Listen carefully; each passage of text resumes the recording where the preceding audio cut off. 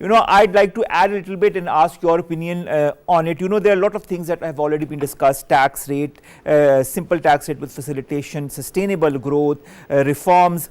I go back to the statement, by the IMF when their, delegation left Pakistan, and the statement says the authorities, of course, referring to Pakistan, and their reform program aims to move Pakistan from economic stabilization to strong, inclusive and resilient growth. When you talk of strong, inclusive and resilient growth, what does the IMF mean for Pakistan? Secondly, the IMF also says that it plans to continue to strengthen public finances to reduce vulnerabilities by improving domestic revenue mobilization through fairer taxation, something that Dr. Sahib has also pointed out, while scaling up spending for human capital, social protection and climate resilience.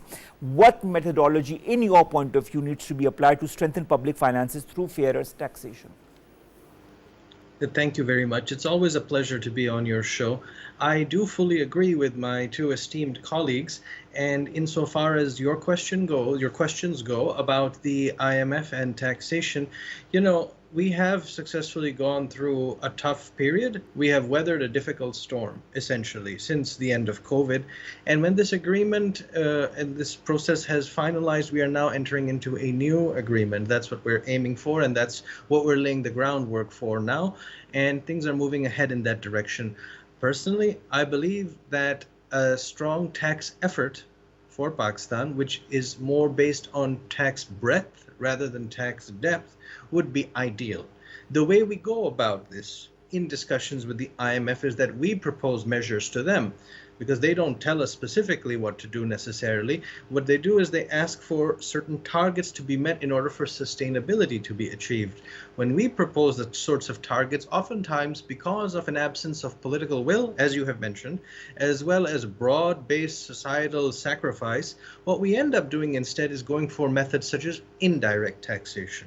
And that's where you see the prices at the petrol pumps rising. That's where you see electricity bills rising, gas prices rising, and now probably for the budget that's coming, we'll look at a higher GST for specific commodities such as tobacco. So we have to collect it from somewhere, and we're talking at a magnitude of trillions of rupees. It's a very significant amount, and what I would rather have is broad-based, equitable, fair, neutral and simpler taxation mechanisms.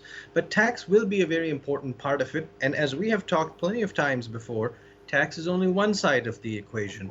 The other side of the equation is expenditure, and that's where I think more important and more significant decisions will be made, because you always have to look at the balance between what you are taxing and what you are spending, and it all should be seen through the prism of public value. So you can tax a lot if you're creating a lot of value. But if you ask the ordinary person, they'll probably tell you they're not getting as much as they feel they're being squeezed. And everybody is being squeezed because everybody has to go through indirect taxation. So everybody has to pay that.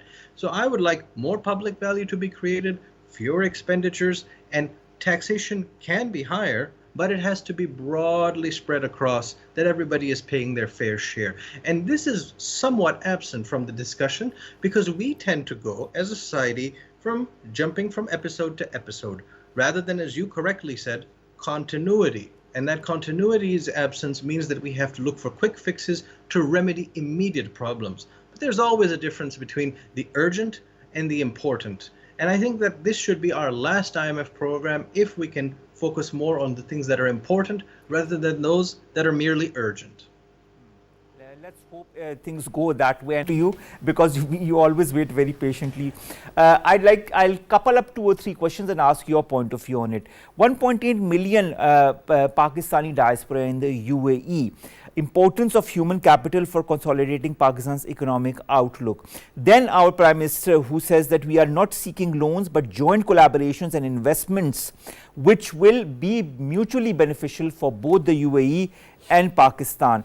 Then he commends the UAE for its visionary leadership in diversifying the economy beyond oil and gas and paving the way for a future that is focused on industrial growth, youth empowerment and digitalization, positioning the UAE as a hub for import as well as export. Can Pakistan follow in the UAE's footsteps, as the PM points out on the leadership of the UAE and how they have changed the whole landscape? Three questions coupled in one. Your take, your comment. Thank you. Thank you for this very important set of questions vis-a-vis the UAE. We have a very special relationship with the UAE since its independence in the 70s. Basically, as I will present to you a counter argument, in fact, we have to look at this relationship with a higher degree of esteem on our side, because it was our people that built that country. I don't know any Gulf Arabs who have worked a day in their life. It was Pakistani sweat, tears that built UAE as well as other Gulf countries. And when we talk about UAE bringing $10 billion here, as recent journalistic insights have shown, Pakistanis have 22,000 properties at the very least worth 13 billion. And this is a principle, I'm bringing this up because it's a principle of the developing world as a whole. That, for example, Africa is a net creditor to the world, even though the narrative frames them as the weak debtor. They are the creditors. The same with Pakistanis. They are the ones who are going out, investing, being enterprising. Pakistanis are, if not the second, then at least the third fastest generators of new businesses registered in the UAE. And the UAE therefore has a very special location within this region, taking in the capital from Iran and from Pakistan and other countries, and then creating a space where all of them can do business. Your question therefore is, can Pakistan replicate that? It's not necessarily that we replicate that because we are, I would argue, like our immediate neighbors, real grounded societies. So we are not taking capital from elsewhere and then creating a hub. We are the source of capital and labor.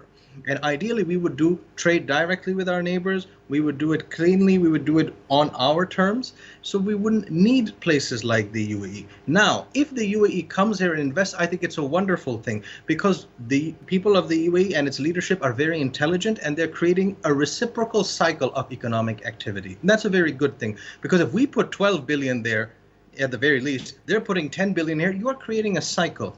The skills and the things that Pakistanis develop there should be redeployed here, and the new skills should be transferred to the UAE. And this is how economic systems between countries thrive on positive terms. So I don't view us and the UAE as in any form asymmetric, but actually complementary economies. And I believe that the UAE's leadership is very prudent, and I think that the comments by our leadership are very true, that the UAE has diversified and done incredible work, but that work has rested on the sweat of Pakistanis. So the debt is mutual, and the economic gains are mutual.